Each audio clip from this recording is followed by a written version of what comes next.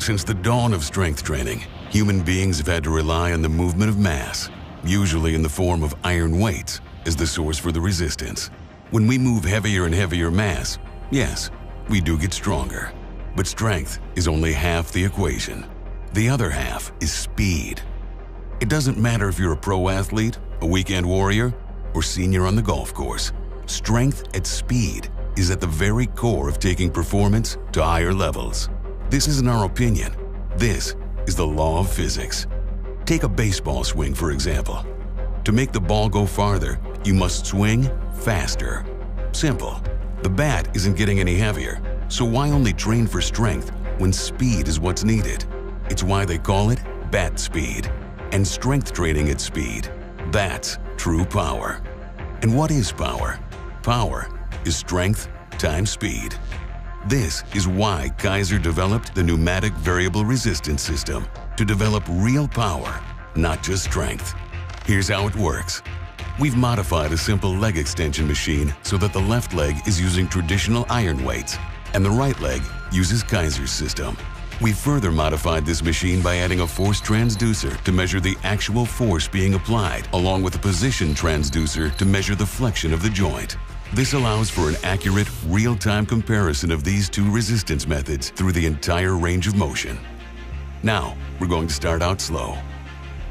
As both legs move through the range of motion, we can see that the force and the flexion are pretty much identical. If you're going to train slow, it's obvious that you don't need Keiser. Traditional resistance of moving physical mass is good enough. Now, let's introduce speed into the movement. First, the iron side. When moving at a faster speed, the iron side shock loads the joints, tendons, and ligaments at the onset of the motion because, as we know, it takes a lot more force at the beginning of our movement to get the mass moving. The variability is now working against us. And as this mass gains momentum, that mass ultimately gets lighter. And when we move at this speed, that mass starts to come right off our foot. It's pretty obvious that we are losing much of the workout's effectiveness. Now, let's apply speed to the Keiser side. Since we aren't dealing with any mass, the laws of physics are no longer a barrier, and therefore, we can maintain the desired variable resistance curve at any speed. So at the initial takeoff point, when our joints and connective tissue is at its most vulnerable, the resistance is lighter. As we continue through this movement, the resistance increases where we need it most, the muscle. It's really that simple. Only Keiser's system makes true functional training possible. You can't call it functional training if you can't do it at speed. Train slow, be slow. Train fast, be fast.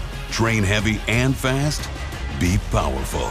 Because strong can be stronger. Fast can be faster. Power can be more powerful. Because science is on our side. Keiser, because good enough isn't.